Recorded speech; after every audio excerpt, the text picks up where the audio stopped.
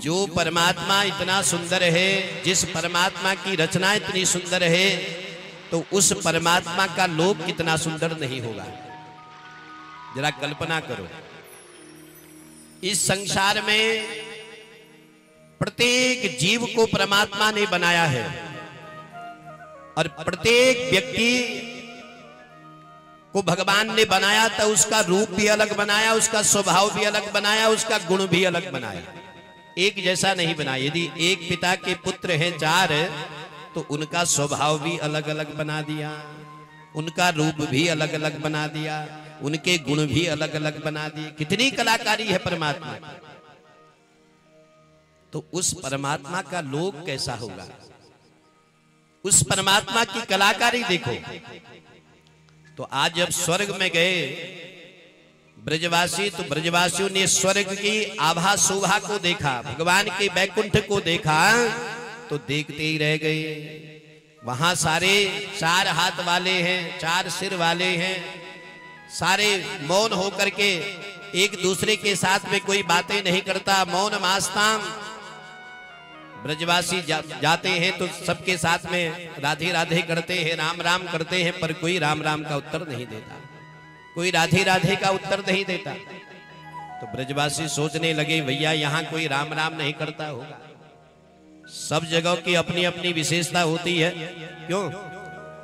कहीं राम राम होती है, कहीं श्याम श्याम होती है, कहीं हर हर गंगे, कहीं हाय हाय, कहीं बाय बाय, हैं? सब जगह की अपनी अपनी विशेषता है। बोली वृंदावन बिहारी लाल की।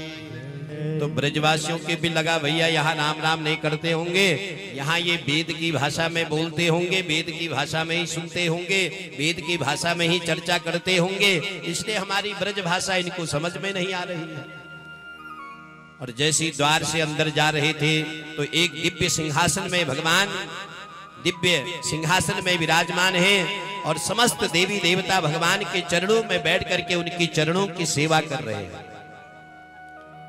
तो जैसे ब्रजवासियों को लगा यहाँ तो कन्हैया के बड़े ठाठ हैं, इतना दिव्य सिंहासन में विराजमान होकर के सारे चरणों में बैठ करके चरणों की सेवा कर रहे हैं। कोई चवर डुला रहा है, कोई चरण दबा रहे हैं, कोई आरती कर रहे हैं, कोई भोग लगा रहे हैं। और ब्रजवासी अंदर जाने लगे तो द्वारपालों ने कहा महाराज अंदर जाने की आज्ञा नहीं है, बोले दर्शन यहीं से कर लो, अंदर नहीं जा सकते।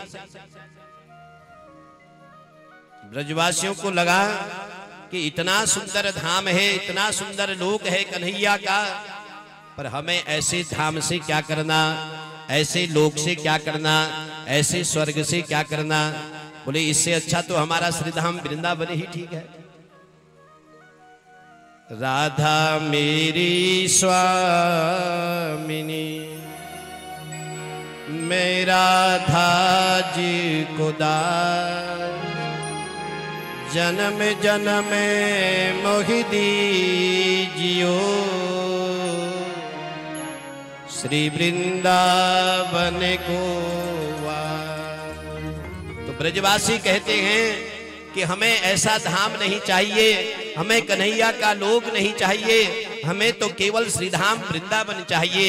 और यदि वृंदावन हमें मिलेगा तो भगवान कब कहां किस रूप में भगवान हमारे साथ में ग्वाले वालों के साथ में क्रीड़ा करते हैं, रास बिहारियों के गोपियों के साथ में रास विहार करते हैं, गायों के साथ में विचरण करते हुए हमारे को दर्शन हो जाएंगे। तो इसलिए हमें आपका लोक नहीं चाहिए। तो जिस सरोवर से स्वर्ग पहुंचे थे, बैकुंठ पहुंचे थे, उसी सरोवर से प्रकट होकर के प्रकट हो गए। तो आज भगवान ने कहा आओ ब्रजवासियों आओ, कैसा है मेरा लोक। तो ब्रजवासियों ने कहा लाला बहुत सुंदर लोक है आपका, पर हमें आपका लोक नहीं चाहिए, आपका मोक्ष नहीं चाहिए, आपका बैकुंठ नहीं चाहिए, हमें तो केवल श्रीधाम वृंदावन चाहिए। और भगवान प्रत्येक भक्त के मनोकामना को पूर्ण करते हैं। यम यम चिंतयते कामम तम तम प्राप्नोति निश्चितम। भगवान की विशेषता है कि जो भक्त भगवान को जिस भाव से पुकारता है और भगवान उसी भाव से उसके मनोरथ को भी पूर्ण करते हैं। और गोपियों का भाव है, गोपियों का श्रीधाम वृंदावन में नियम है। देखो जीवन में नियम अवश्य होना चाहिए जीवन में। दैनंदिनी कि आज 1 घंटा हम भगवान के चरणों में बैठ करके उनका ध्यान अवश्य लगाएं। यदि जीवन को सुखमय हम बनाना चाहते हैं, जीवन को मंगलमय हम बनाना चाहते हैं, तो आज 1 घंटा नित्य हमें भजन करना चाहिए।